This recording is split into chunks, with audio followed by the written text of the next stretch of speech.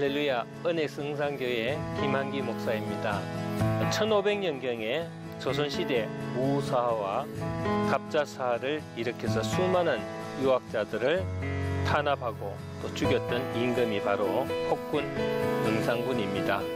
그때 많은 유학자들이 목숨을 잃었고 몇몇은 살기 위해서 필사적으로 도망자 신세가 되어 전국 방방곳곳에 흩어졌다고 합니다.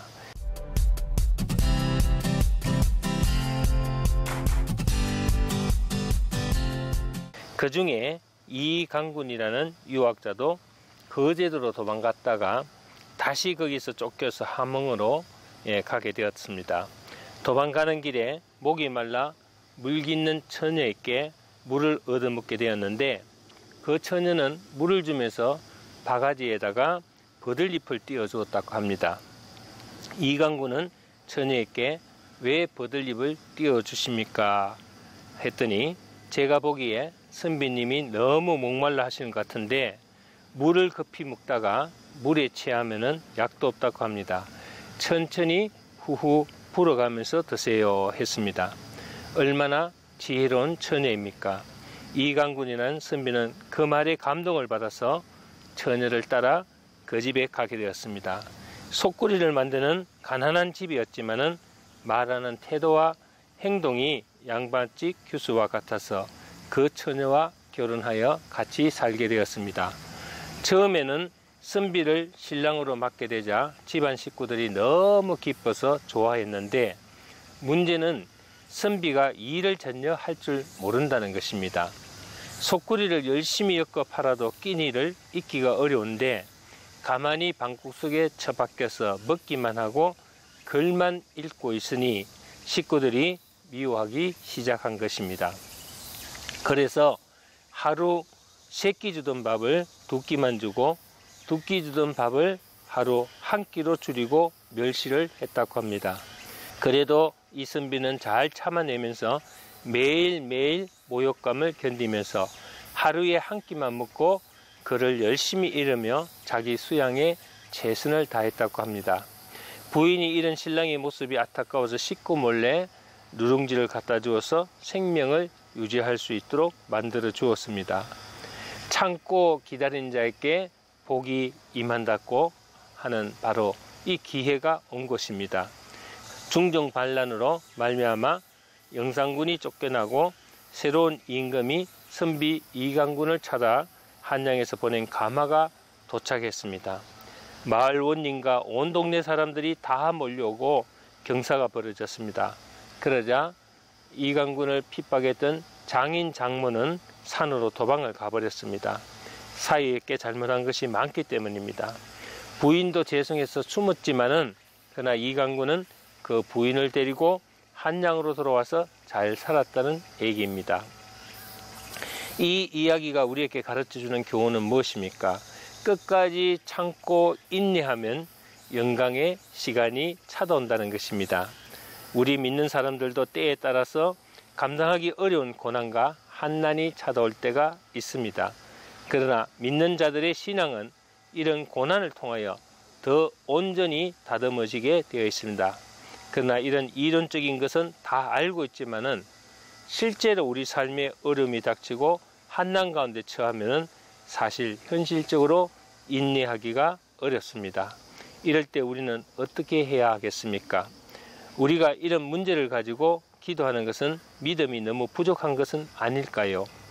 그러나 하나님께서는 사랑하는 자녀들이 어려운 문제를 가지고 하나님께 기도하는 것을 매우 기뻐합니다.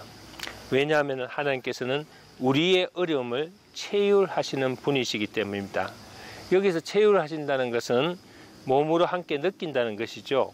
하나님은 우리를 사랑하고 계신다는 믿음을 가져야 되겠습니다. 첫째로 환난을 당한 자의 현실적인 어려움이 있다면 무엇일까요? 첫째, 어려움은 외롭고 괴롭다는 것입니다. 본문 16절을 보면은 주여 나는 외롭고 괴롭사오니 내가 돌이키사 나를 긍휼히 여기소서 했습니다. 우리가 어려움을 당할 때 가장 필요한 것은 함께 어려움을 나눌 수 있는 공동체입니다. 함께 고통을 나누고 함께 어려움을 위하여 짐을 나눠줄 수 있는 공동체를 허락하여 주십니다. 우리는 절대 혼자가 아닙니다. 믿음의 사람은 하나님이 붙여주신 수호의 천사들이라고 할 수 있습니다. 함께 고민하고 함께 울고 함께 기도하고 함께 위로하는 공동체의 사랑 가운데 있다면 이 한난의 시기는 반드시 지나가고 승리하는 회복의 시간이 다가올 것입니다. 둘째 어려움은 마음의 근심이 많다는 것입니다. 17절을 보면 내 마음의 근심이 많사오니 나를 곤란에서 끌어내소서. 사실 어려울 때 염려 근심보다 더 위험한 것은 없습니다. 왜냐하면 염려 근심은 우리 마음에 퍼지는 독과 같은 존재이기 때문입니다. 독사에게 물리면 어떻게 됩니까? 독이 퍼지면서 서서히 죽게 됩니다. 이와 같이 염려 근심이 별거 아닌 것 같지만 결코 근심의 독이 우리의 믿음을 썩게 만듭니다. 그러므로 염려는 그냥 두면 안 되고 빼내야 하겠죠. 말씀으로 녹여야 하고 찬양으로 해독시켜야 합니다. 그냥 두면 영적 침체에 빠지게 되고 나중에는 하나님에 대한 불신앙으로 무기력한 삶을 살아갈 수밖에 없습니다. 세 번째 어려움은 그로 인한 두려움이라고 할 수 있겠습니다. 19절을 보면 내 원수를 보소서 저희가 많고 나는 심히 미워하나이다.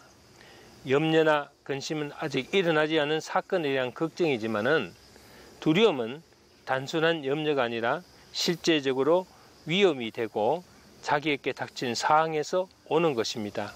그래서 가만히 있기만 하면 되는 것이 아니라 당장 무슨 조치를 취해야 하는 상황을 말하는 것입니다. 그러나 대처할 수 있는 방법이 없거나 자신감이 없기 때문에 두려운 것이죠. 여기서 승리하려면 담대한 믿음으로 우리는 나아가야 됩니다. 즉 상대를 두려워하지 말아야 된다는 것이죠. 하나님이 나를 지켜주시고 함께 하신다는 것을 믿고 아무리 많은 수가 나를 친다 하여도 믿음을 잃어서는 아니 되겠습니다. 두 번째, 한난 가운데 있는 다윗의 간구는 무엇입니까? 영혼을 지켜 구원하시도록 간구하고 있습니다. 20절을 보면은 내 영혼을 지켜 나를 구원하소서. 내가 죽게 피하오니 수치를 당하지 않게 하소서. 우리는 영적인 위기 가운데에서 사회적인 지위나 재물을 지키려면 절대로 이길 수가 없습니다. 우리는 오직 영혼을 강건하게 지켜야 합니다. 영혼을 잃어버리면 모든 것을 다 잃어버리는 결과가 주어집니다. 그래서 어떤 환난이나 위기가 오더라도 믿음만큼은 잃어버려서는 안 되겠습니다. 영혼을 잃어버리면 모든 것을 다 잃어버립니다. 그래서 어떤 환난이나 위기가 오더라도 믿음만큼은 잃어버려서는 안 됩니다. 요한 3서 1장 2절 보면은 사랑하는 자여 내 영혼이 잘된 같이 내가 범사에 잘되고 강건하기를 내가 간구하노라 했습니다. 그렇습니다. 영혼이 강건하면 모든 범사가 다 형통하게 됩니다. 이것을 아는 다윗의 신앙 고백은 자신의 영혼이 한난으로 나약해지거나 병들지 않게 해달라는 간구를 하고 있습니다. 우리 역시 어떤 한난 가운데 있을지라도 영혼을 강건하게 가지면 모든 한난이 다 물러가고 회복될 수 있다는 것을 우리는 반드시 명심해야 되겠습니다. 건강한 삶을 영위하시기를 주의 이름으로 축원합니다. 감사합니다.